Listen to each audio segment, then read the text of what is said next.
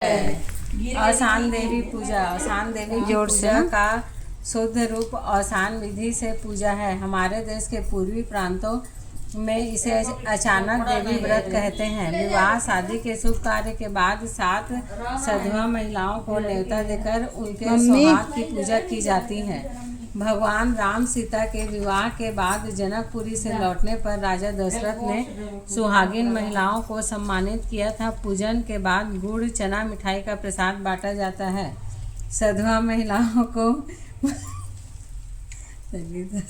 भोजन कराने का भी नियम है। रात्रि को हरि कीर्तन करके व्यतीत करना चाहिए। विधि: सर्वप्रथम जिस दिन सुहागले करना हो उसके एक दिन पहले जितनी सुहागिन खिलाना है उन्हें निमंत्रण करा दे ताकि वे व्रत कर सके, नाश्ता वगैरह न कर पाए। पूजा होते तक जिस स्थान पर व्रत होना है उस स्थान पर शुद्ध गाय के गोबर से लीप ले एवं उस पर चौक पूरकर आटे से उसके ऊपर एक पाटा रखकर उस पर 7 देवियों की मूर्ति स्वरूप सफ़ेद मिट्टी रख लीजिए।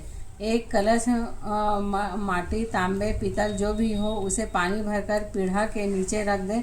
कलश का मुंह बंद कर दे। 2 घी की बाती जला दे। इसके बाद गणेश गौर गोबर से बनाकर किसी शुद्ध बर्तन या पानी के पत्ते के ऊपर रख देवे। इसके बाद सबको स्थापित कर देवे। इसके बाद सुहागिनों को महावोर लगाकर शुद्ध आसन पर बैठा दीजिए। इसके बाद पूजा शुरू कीजिए। औसान देवी कलश गौर गणेश सबको शुद्ध जल सींच दीजिए। चंदन चावल रोली चढ़ा दे। अगरबत्ती जला दे। दीप जलाकर धूप का हवन कर दे। भोग लगा दे। फल चना गुड़ मीठा औसान देवी गणेश गौर कलश को हाथ लगाकर विनती करें। इसके बाद सुहागिनों को हल्दी चावल सिंदूर का टीका लगा दे। इसके बाद सवा प्रसाद सुहागिनों की गोद में रख दे। प्रत्येक मम्मी पूजा करे सबकी नहीं करे। इसके बाद प्रत्येक के चना छिलकर गोद में रखे। याद रहे चना फूटना नहीं चाहिए। गुड़ चना हाथ में रखे। कथा की समाप्ति पर औसान देवी को चढ़ावे। इसके बाद गोदी में रखा प्रसाद ग्रहण करे। शुद्ध जल से हाथ धो ले। इसके बाद एक एक सुहागिन बैठे बैठे औसान देवी के पास आकर सिंदूर चढ़ाकर गौरी देवी से सुहाग ले लेवे। पान चूड़ी बिंदी लेवे। हाथ जोड़कर प्रणाम कर उठ जाए। जो पूजा करे वह एक पान सुपारी धन दक्षिणा के साथ औसान देवी को चढ़ावे। संकल्प प्रतिज्ञा: आज कलयुग में सभी व्यक्ति दुखी हैं। ऐसे समय पर साक्षात देवी के रूप में औसान देवी प्रकट होती है। जब भी आप प्रतिज्ञा कर ले कि मेरा अमुक काम हो जाएगा तो मैं औसान सुहागिन खिलाऊंगी, ऐसा प्रतिज्ञा कर भूलना नहीं चाहिए, नहीं तो और ज़्यादा कष्ट भोगना पड़ेगा। अब औसान देवी के सामने प्रतिज्ञा करें कि हम अपनी हैसियत के अनुसार सुहागले खिलाएंगे। कलयुग में यह व्रत तुरंत फल देने वाला है। जिन जिन महिलाओं ने यह व्रत किया है वे आज संपन्नता को प्राप्त हुई है। उनके सब कार्य सिद्ध हो गए हैं। यह प्रमाण है। औसान देवी की कथा है। प्रथम अध्याय। एक समय की बात है, कोई भाई बहन थे। भाई को चिड़िया पालने का बहुत शौक था। वह रात दिन उन्हीं की सेवा में लगा रहता था।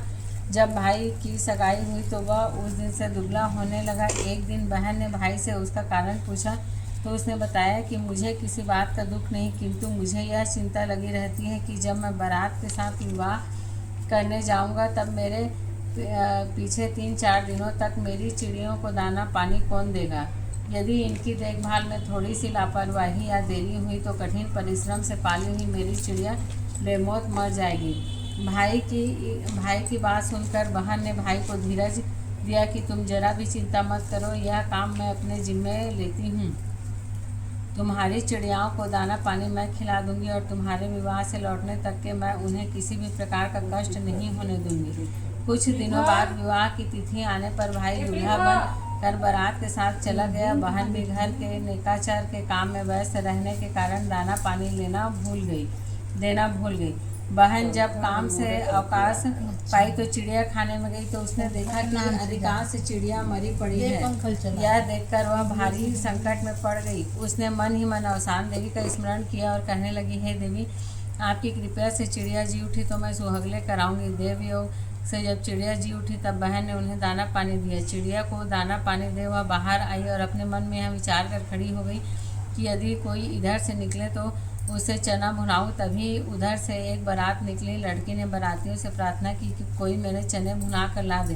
किंतु बारातियों ने इनकार कर दिया। बारात ने गांव से आगे चलकर एक सुनसान स्थान देखकर विश्राम किया।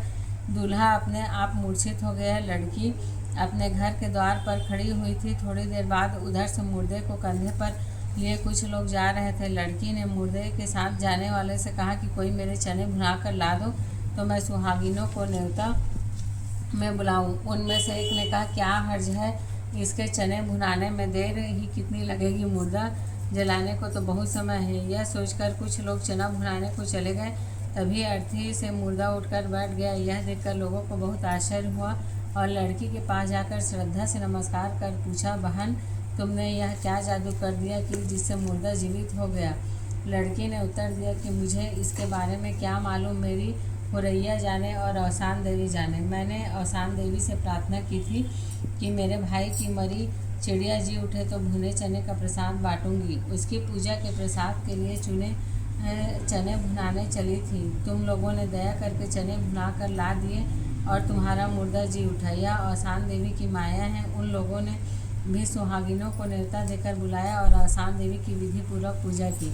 जिन लोगों का दूल्हा बेहोश हो गया था वे भी लौटकर उसी जगह आए और उन्होंने लड़की से पूछा कि तुमने हमारे दूल्हे को क्या कर दिया जो अपने आप बेहोश हो गया है। लड़की ने कहा, मैं क्या जानूँ, अवसान देवी जाने। उनकी पूजा के लिए चने भुना कर लाने वालों का मुर्दा जी उठा और तुमने इनकार कर दिया तो तुम्हारा दूल्हा बेहोश हो गया, तो इसमें मैं क्या करूं? उन लोगों ने लड़की से कहा कि हमें अवसान देवी की पूजा की विधि बता दो तो हम लोग भी उसका पूजा करेंगे। लड़की ने उन्हें पूजा विधि बता दी। पूजा का संकल्प करते दूल्हा स्वस्थ हो गया। बारात जनवासे की ओर चल पड़ी। सकुशल विवाह हो गया। इन लोगों ने घर पहुंचकर सास सुहागिनों को न्योता किया और उनके आंचल भरकर अवसान देवी की श्रद्धापूर्वक पूजा की। इधर जब लड़की का भाई विवाह करके लौटा तो लड़की की माता ने अवसान देवी की पूजा की। तभी से विवाह के बाद अवसान देवी और सुहागले खिलाने की प्रचलन हो गया। बोलो अवसान देवी की जय। आओ कहानी पढ़ो। चार हो दूसरी कहानी। भारत में क्षेत्रीय कुल के एक राजा थे। उनका नाम विक्रम था। उनकी एक लड़की थी। जब वह लड़की 12 वर्ष की हुई तो राजा ने उसके विवाह की सोची। दूसरे राज्य के राजा के यहाँ एक पुत्र था। वह राजा विक्रम को अपनी लड़की के लिए योग्य लगा। राजा का दूत संदेशा देकर गया और विवाह तय कर दिया।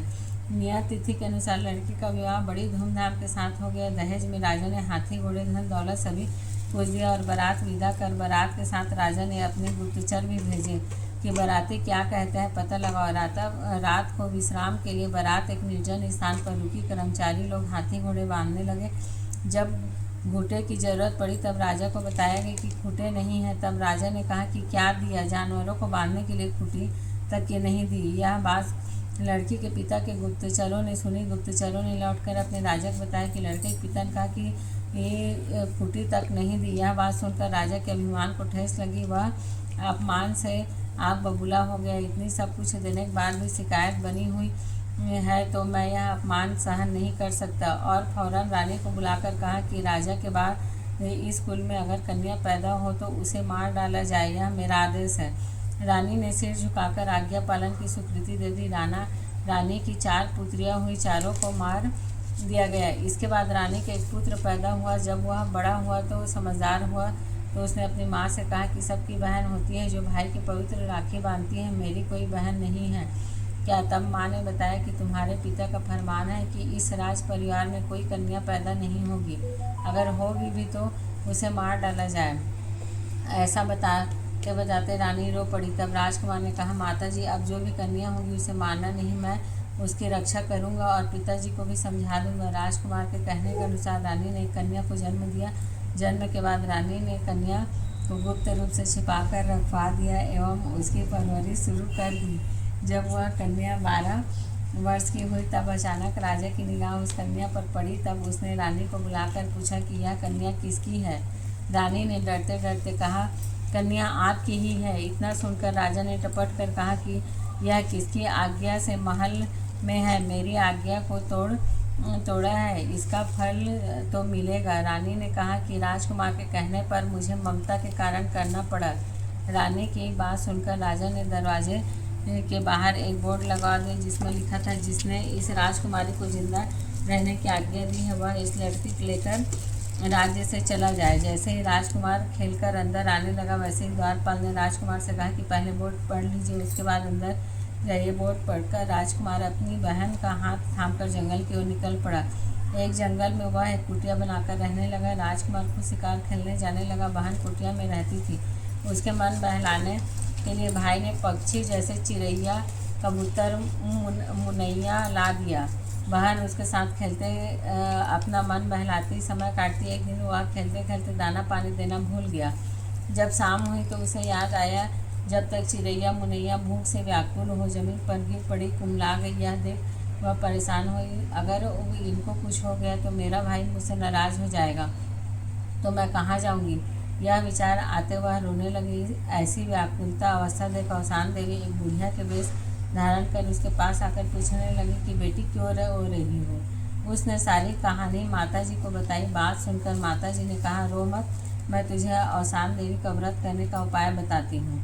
इस व्रत करने से सारा दुख दूर हो जाएगा। माता ने कहा, विधि इस प्रकार है, 1.25 रुपया सवैया ही करते हैं। सास सुहागिन को न्योता देना, उन्हें सवैया गुड़ चना मिठाई देकर औसान देवी का नाम लेकर खिलाते हैं। ऐसा संकल्प करते ही उसकी चिड़ैया मुनैया ठीक हो गई। राजकुमारी ने सवैया का संकल्प बोल दिया। बोलते ही उसकी चिड़ैया मुनैया ठीक हो गई।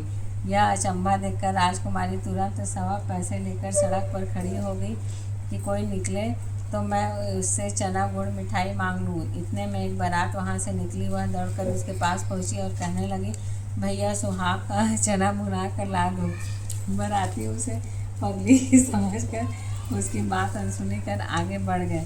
यह कहते कि जब तक शादी का मुहूर्त निकल जाएगा। इतने में कुछ लोग दिखे जो मुर्दे को शमशान ले जा रहे थे। राजकुमारी उनके पास पहुंची और बोली, मेरा सुहाग का चना भुना दो, मुझे सुहाग में जिमाना है। उन्होंने सोचा कि थोड़ी दूर जाकर मुर्दे को रोकना ही तो है, तो क्यों न पड़ाव डाल दे, जब तक जल्दी से चना भुना कर ले आऊँ। वह पैसा लेकर चना भुनाने चला गया।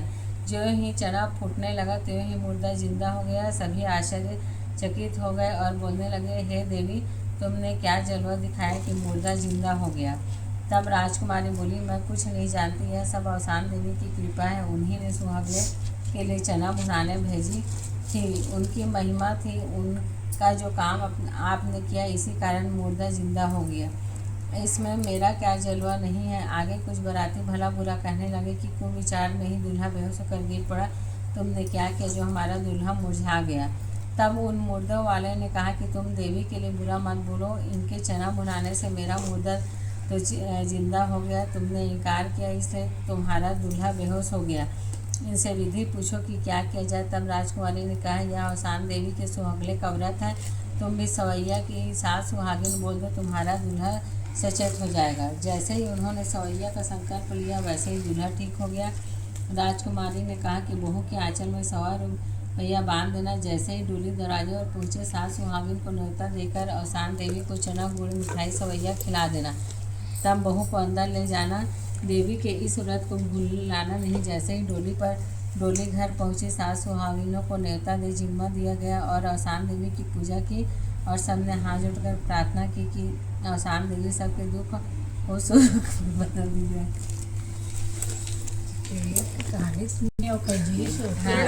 हाँ 7 तो लाइन से डालन देना बुआ। 5 पहले डाल अम्मू ले तो वीडियो बनाना बेटा।